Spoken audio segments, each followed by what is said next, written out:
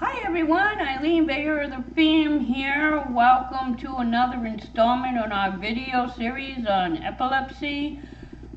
Today we're going to finish part 3, which is what a seizure is like. It will be the ending part of a seizure, and if there's enough time we may move on to another one. If not, that will be in another series.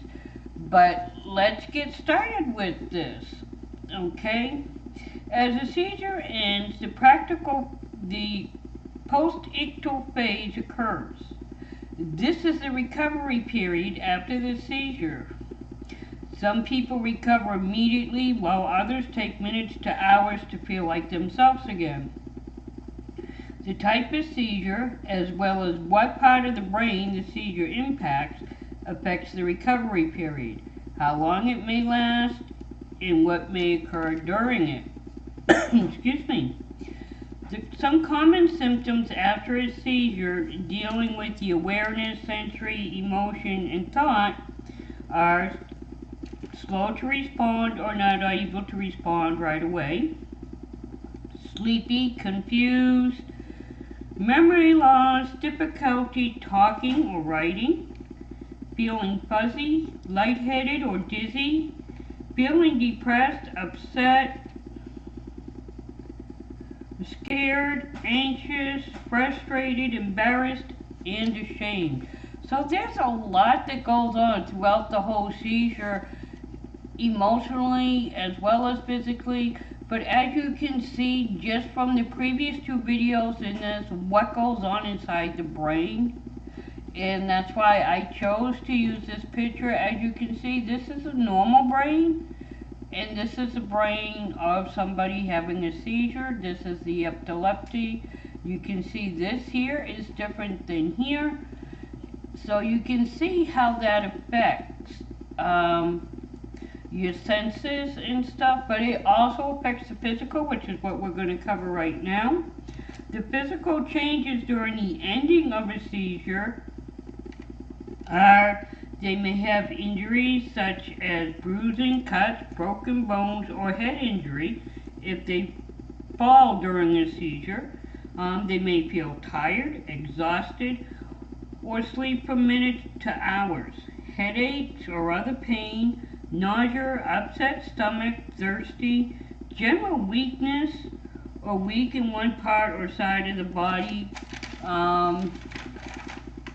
They may have an urge to urinate or have a bowel movement, or they may lose control over their bowel or bladder. So there's a lot that goes on inside the brain when a person has a seizure, that you can see how much it affects them from the beginning of the seizure to the end. There's a lot involved in that. So the next thing I want to cover is, well, you ask, well, who gets epilepsy? Well, that's easy to answer. Epilepsy and seizures can develop in any person at any age. Seizures and epilepsy are more common, though, in young children and older people. About 1 in 100 people in the U.S. has had a single unprovoked seizure or has been diagnosed with epilepsy. And 1 in 26 people will develop epilepsy in their life. People with certain conditions may be at greater risk. Each year, about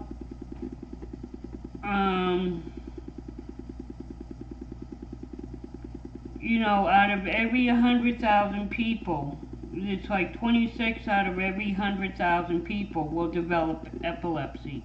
However, seizures may occur more often in different age groups. Like we said, the younger generation, like children, to the older generation. In different races and in different areas of the world. Epilepsy is the most common neurological condition, and epilepsy affects more than 65 million people. worldwide.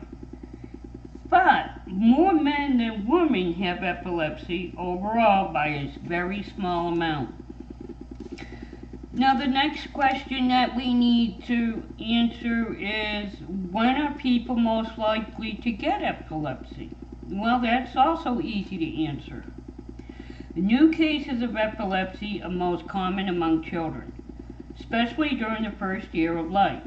The rate of the new causes of epilepsy gradually goes down until about 10 years of age, and then becomes stable. At age 55, the rate of new cases of epilepsy starts to increase as people develop strokes, brain tumors, or Alzheimer's disease, which all may cause epilepsy. So you can see the different reasons for different things, but as this states, the majority of the people that get it normally are children. And as we get older, once we have a stroke or brain tumor or any type of head trauma or injury, that can also provoke seizures and epilepsy, which we'll be covering more. Okay. Now, does epilepsy occur more often in people after traumatic brain injury? Yes, it does. More often, seizures happen frequently in people who have had a traumatic injury to the brain. These may include a fall, a blow to the head, gunshot wound, or other traumatic injuries.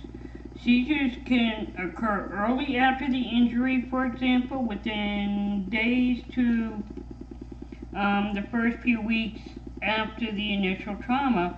These seizures are usually the result of the initial event that caused bleeding, trauma, or swelling in the brain.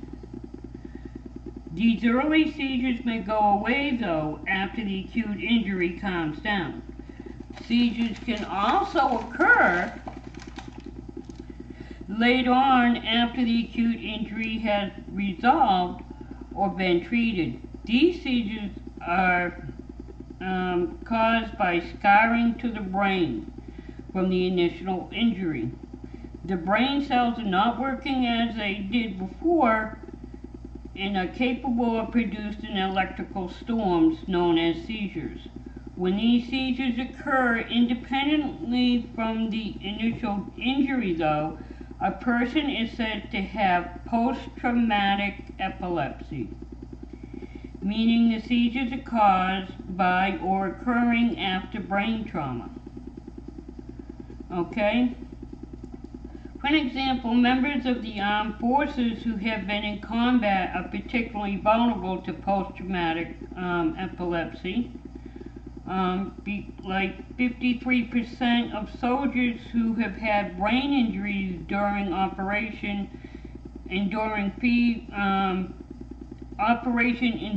Freedom and Operation Iraqi Freedom are at risk for post-traumatic epilepsy.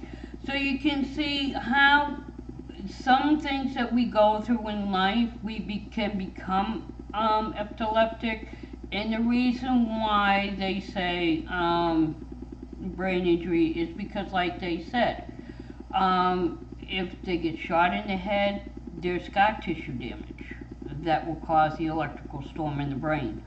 A brain tumor can cause epilepsy, and I can vouch for that because, like I said, my late husband had 3 brain tumors. He had one here, one on the side, and one in the back on his brainstem. They got to remove one on both sides. The one on the brainstem dissolved on its own, thank the good Lord. But while he had these tumors, he had to take medication for seizures because they would cause him to have seizures. There were certain triggers that he had with them because they put him on, I think it was phenobarbital. I don't remember the exact medication, but it was one where, excuse me, every so often they have to check the levels of it in your blood. And my late husband hated needles with a passion.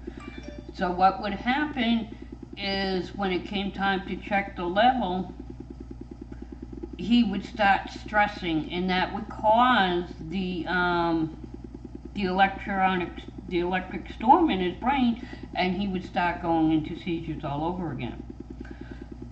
So you can see how what they're talking about brain injuries, like brain tumors and stuff. Normally, when you're in, what they were talking about with people in the service, is normally when somebody's in the service, even with their helmets on, if, you know, just the shaking of the head, you know, that's what can cause brain injury, which is severe shaking. That's why 53% of soldiers are at risk for that, because of that. So they probably get monitored and everything. The next one, I'm going to be going away, just for the weekend. So the next video will be going up probably Monday, just to let you know. But before I leave, I want to remind you, like I do in every video, because this is so important for me to drill this through, okay? We all need to learn to see with this and not with these. When we see with our heart, we make everybody's life better, our own life and other people's, because when you see with your eyes, you see the outside, you see the shell, and you prejudge according to what you see. You may not like my hair, you may not like my face, you may not like the way I walk, you may not like the way I dress, because you're prejudging by these. These eyes were not meant to prejudge. They were meant to see the beauty in life, the sunshine in the morning, the flowers that bloom in May and June, the grass, you know, beautiful things like that that bring peace and comfort. But when you see from your heart, okay, when you see from what's in here, you see things inside out instead of outside in. You see what matters. You see what makes up that person, their personality, their character. You begin to understand them more. You don't prejudge. You know, there's so many times we don't think about what comes out of our mouth, because we could watch something on YouTube, say. I'm going to give you an example of what I'm talking about. One of my friends sings on a piano every Tuesday on another friend's channel. Well, somebody was happened to watch them, and I guess they were in the chat and they laughed. Or they found out they were watching it from somebody else, you know, streaming it on another channel, and was laughing. You know, which is, you know, we may not think that's a big thing. But ask yourself this. Do you know what's going on in that person's life?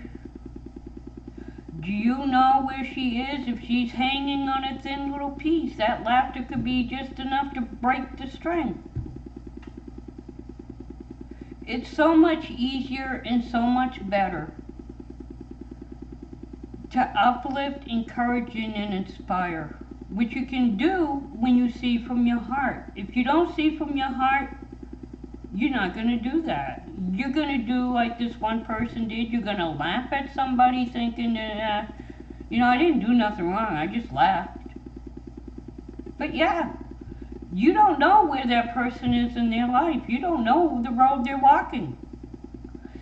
That one time could be the straw that breaks the camel's back, and they may go and kill themselves. And then how are you going to feel? I know I wouldn't feel good. That's why I want to teach people to see from their heart and not their eyes. Listen to what I'm saying, because it is important and it does make a difference. When you see people from inside, from who they are, and you don't bring judgment on them, because when you see from your heart, you're trying to understand. Everybody's walk is different. I probably have people out there that laugh at me. I have thick skin. I've learned to have thick skin. I was laughed at, made fun of most of my life. And when I was younger, yeah, it bothered me. And I'm thankful I had a strong family to keep me going. But not everybody has thick skin like me. And some people, that may be all it takes is that one time you laugh at them, or one time you make fun of them or something. We're all uniquely made. None one of us here on this planet is perfect. We all have flaws. Why look at somebody else's flaws when you're flawed? Instead, why don't you, lift them up, encourage them, and inspire them? You feel better. When you lift somebody up, it makes somebody happy. It releases chemicals inside of your body that benefit you physically as well as mentally and emotionally. Compared to if you're bringing somebody down by laughing at them or making fun of them, you get negative feelings from you. That smothers them endorphins that our body needs. Our brain releases these endorphins, but only when it goes upon our actions, our words. Our tongue can be a two-edged sword. It could be used to save a life or take a life. Why use it to take a life by being mean or bringing somebody down or laughing at somebody? Why not use it to lift them up, encourage them, inspire them? That's what you do when you see with your heart. That's why my motto is see with your heart and not your eyes. So remember, you're uniquely made, you're important, and I love you, and I welcome you with open arms and give you all my love. So until Monday, bye.